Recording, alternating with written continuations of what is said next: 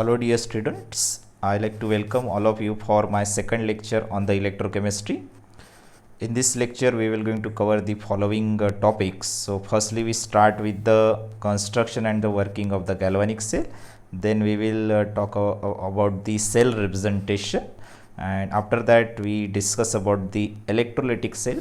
Already we learn the definition of the electrolytic cell in a first lecture, but here we are going to discuss the detail about the electrolytic cell, where the non-spontaneous reaction run by using the electrical energy. And at the end of my second lecture we will going to discuss about the comparison between the electrolytic cell and the electrochemical cell. So let's start. So dear friends, in last lecture we talk about the electroneutrality principle, as well as the how there is a difficulty we face for the conversion of chemical energy into the electrical energy. In electroneutrality principle we talk about the charge build-up process, because system can't afford the charge build-up process. If there is a charge build-up is observed, so equilibrium is developed and reaction can stop anytime. Okay, so the galvanic cell is the solution where we can easily convert the chemical energy into the electrical energy, as well as we can overcome the charge buildup problem which is observed by using the electroneutrality principle. Okay, let's see how this galvanic cell overcome these two problems.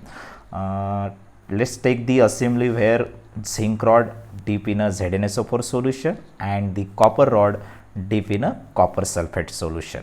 Here the zinc which is in a contact with the zinc 2 positive ions as well as the SO4 2 ions, here is the oxidation of zinc is observed with the loss of electrons. Okay, so zinc get oxidized, so there is a formation of a Zn2 positive ions and electron. Already zinc 2 positive ion is present in the solution, but here the zinc from the zinc rod oxidize, and also there is a increase in the Zn2 positive ions in the solution with the loss of electron. This process will continue, and there is again for oxidation of the zinc, and there is a accumulation of a electron, excess of electron on the zinc electrode. Okay, now we are going to connect these two electrode, that is a zinc electrode and the copper electrode, through a conducting wire which also have the galvanometer or the voltmeter for measuring the current. Presently it is not showing any deflection because there is a no flow of a current. Okay, when this electron flow through this electronic circuit, it come to the copper electrode. So this is the copper electrode where this electron come, and now this copper electrode which is in a contact with the copper sulfate solution, mainly which is contact in the copper 2 positive ions.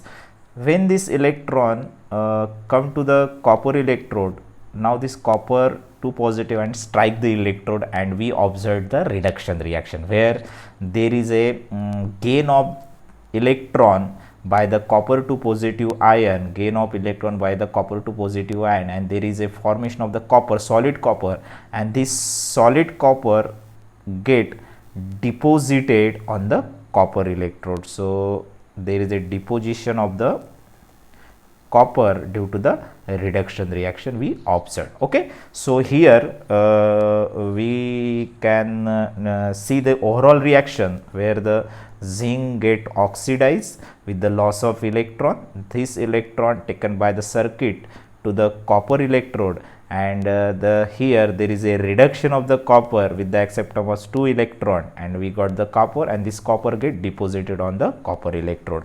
So zinc plus Cu2 positive, at the product we got the Zn2 positive and the copper. Okay, so the electrode where the oxidation reaction is observed, the zinc here is the zinc electrode where the oxidation reaction is observed, that electrode is also called as a anode electrode. Okay, so anode is the electrode where the oxidation reaction is observed, and the electrode where the reduction reaction is observed is called as a cathode. Here is the copper electrode where the reduction reaction is observed, so here we can say that copper is a cathode. Okay, we can also write the charges on anode. Here is a development of a negative charge, and the cathode here is the development of a positive charge. So there is excess of electron present in the on the zinc electrode anode, so due to that it carry the negative charge. Okay, so here there is a flow of electron from the zinc to the copper electrode, and due to that flow, so copper can reduced here. Okay, when there is a flow of electron from anode to the cathode, obviously the current will flow from the opposite direction. So we can see here the flow of current from the cathode to the anode. Okay, or we can say that the electron flow from the zinc rod to the copper rod, so current flow from the copper rod to the zinc rod. Okay, so here there is a flow of current. Once the current flow from copper to the zinc, so there is a deflection observed on the voltmeter. So this deflection itself indicate that there is a flow of current from copper to the zinc electrode. Okay, so this is all about the assembly where the chemical energy is converted into the electrical energy, and where the chemical energy is converted into the electrical energy, that is called as electrochemical cell. Okay, so friends, now I like to ask one question to you. Will this process continue till complete deterioration of the zinc rod, or it will stop after a few minutes? Yes, we solve here the problem of conversion of chemical energy into the electrical energy, but what about the electroneutrality principle? Have you solved that problem here? Not yet. Let's see. Friends, when the zinc come from zinc rod to the ZnSO4 solution, okay, so there is a increase in a positive charge. Obviously, yes, we know that there is a Zn2 positive ions and sulfate ions are already present, but there is a excess of zinc ions comes to the solution. So excess of zinc ions are come to the solution, it means that there is a increase in a which charge? Positive charge. So there is a development of a positive charge in the solution. Excess of positive charge is developed because sulfate ions are same. There is a no increase on the sulfate ion, only there is a increase in the Zn2 positive ions due to the oxidation of zinc. So if there is a Zn2 positive ions increases, so obviously which charge will going to increase there? There is a positive charge is increases here. Okay, this is about the zinc cell. But what about the copper cell? Here is also the reduction reaction is observed, where the copper is deposited on the copper electrode through the reduction reaction. If the copper is deposited on the copper electrode, so which ions lost by the copper sulfate solution? Obviously the copper ions. So copper ions carry the positive charge. So which charges will going to lose from this solution? The positive charge. So positive charge if lost by this solution, so which charge will going to increase? There is a increase in the negative charge. Okay, so there is a buildup of a negative charge here. So let's see. In this assembly, there is a development of a positive charge or the buildup of a positive charge, and here there is a buildup of a negative charge. So if there is a charge buildup observed, then electroneutrality principle comes in picture and your reaction will stop anytime. So what will be the solution if you want to overcome such type of problem? Solution is here. So we use the salt bridge. So it is the type of material where it is prepared by adding the salt material in a agar-agar solution. So this salt bridge contain the ions, salt anions as well as the salt cation. So it's showing the number of functions. One function is that it connect the whole assembly or it complete the circuit. We start from this, we ending here, but there is no connectivity between these two cells, so it will complete the circuit. That is the very first function.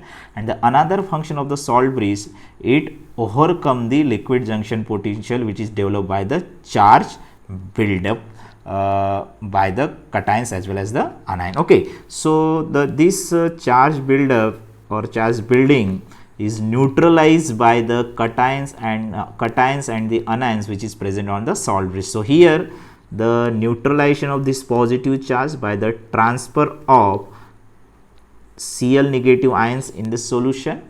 So when this Cl negative ions comes to the solution, so obviously it is an anion, it neutralizes the positive charge, excess of positive charge which is present in a zinc assembly, and the excess of the negative charge which was developed in a copper sulfate solution due to the excess of negative charge was developed in a copper sulfate solution, which is neutralized by the transfer of a potassium ion. Okay, this way we can overcome the charge buildup problem by using the salt bridge. At the end of this chapter, I will comment on the different types of salt bridge as well as the function of detailed function of the salt bridge used in the electrochemical cell. Okay. Now let's see about the term EMF. So what is the EMF? EMF is called as a electromotive force.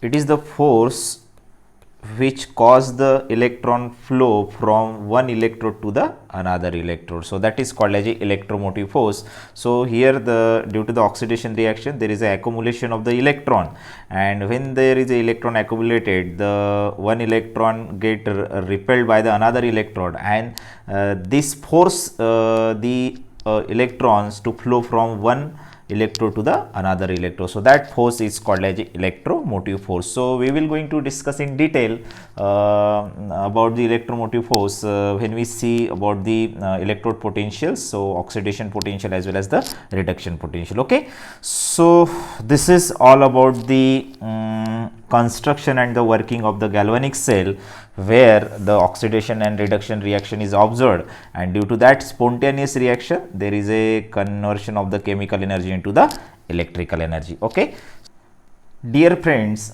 is there any way of writing this whole process in a simple way? Yes.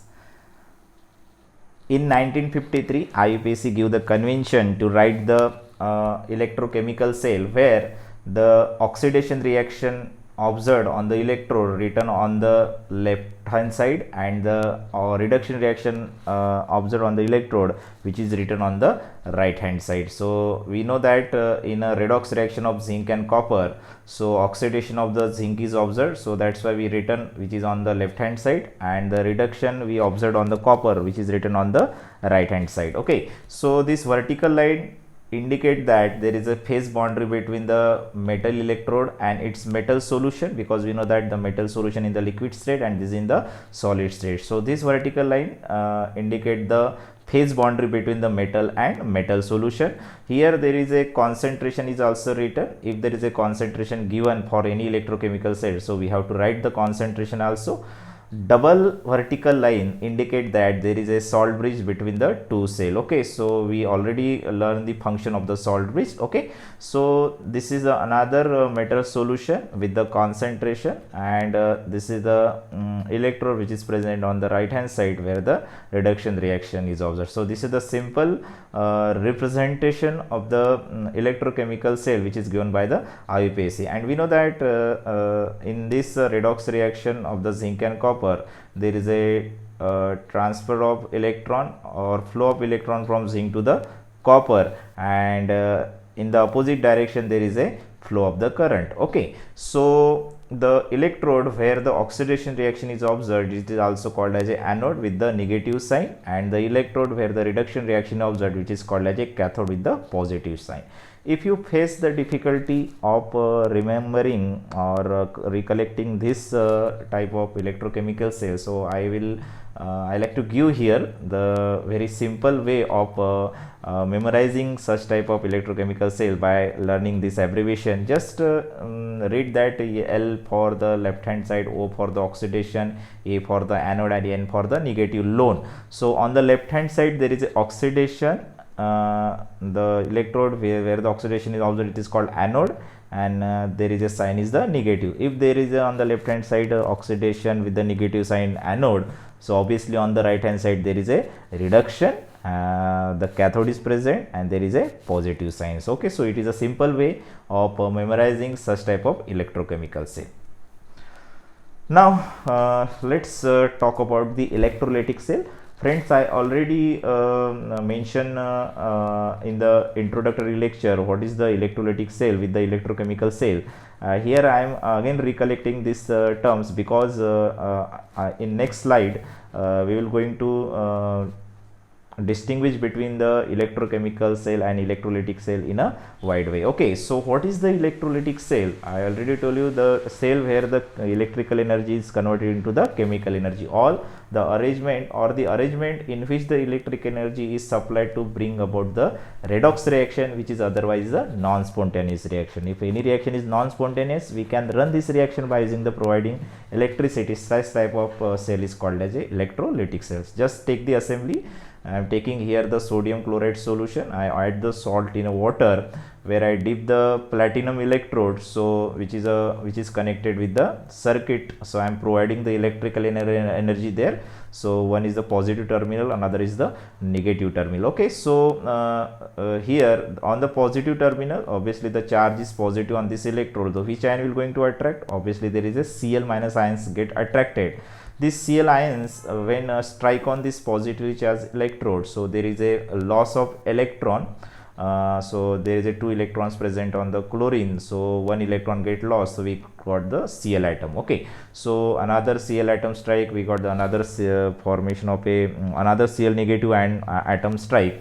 There is a another loss of electron and we got the Cl dot. So when these two atoms combine, we got the chlorine gas. So such reaction is called as a oxidation reaction. Okay, and another electrode is present where the negative charge is there. Obviously there is a attraction of the positive charge, but here there is a mobility of the H positive ion is also similar to the sodium positive ion, and H positive ion is present in water in the form of water molecules. So strong reducing power is shown by the hydrogen atom as compared to the or proton atom as compared to the sodium. So here not sodium but H positive get reduced by accepting the electron from this electrode because it is negatively charged. There is a electron is present and we got the H radical, another hydrogen strike, we got the H radical, and there is a evolution of the hydrogen gas. Okay, so such type of reaction when we add the sodium chloride, not directly it is converted into Cl2 and H2,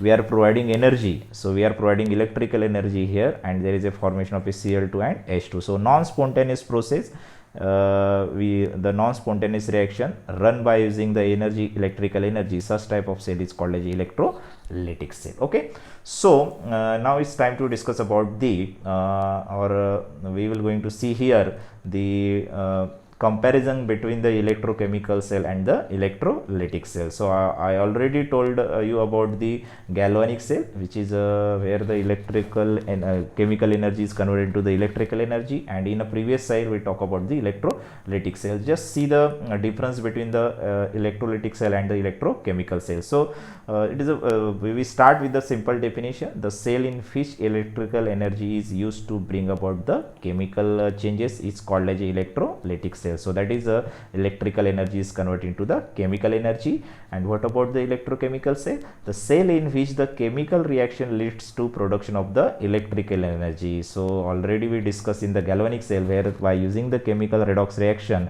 we form the electrical energy. Okay, so what about the electrolytic cell? So chemical reaction taking place is a non-spontaneous in nature. So the reaction is the non-spontaneous in nature and we run this reaction by applying the energy.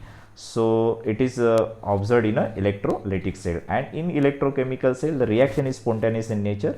Due to that spontaneity of reaction we got the energy that is called as a electrical energy. Okay, so the third point, the both electrodes are dipped in a same solution. So here the both electrodes are dipped in a same solution in a electrolytic cell, and in a electrochemical cell, the both electrodes are deep in a different solution. So zinc electrode deep in a ZnSO4 solution and copper electrode deep in a copper sulfate solution. Okay, so the in a electrolytic cell, the both electrodes are deep in a same solution, and in a electrochemical cell both electrodes are deep in a different solution. Okay, so next point, in electrolytic cell, anode is positive and cathode is a negative. Look at here, the anode, the positively charged, and the cathode is a negatively charged. But in a electrochemical cell, the anode is a negatively charged and cathode is a positive charge. But the common thing is here, this is the uncommon thing. So the positive charge anode, negative charge cathode, here the negatively charged anode and positive charge cathode.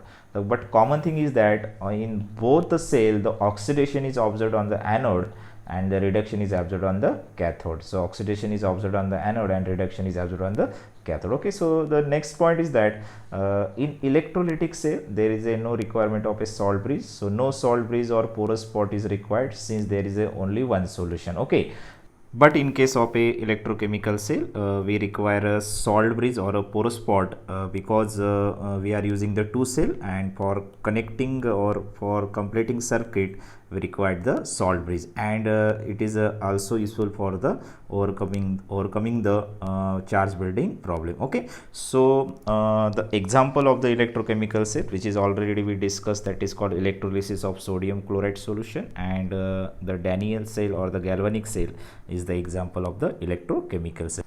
So this is all about the comparison between the electrolytic cell and electrochemical cell. With this, I like to conclude my second lecture. Thank you very much. Goodbye.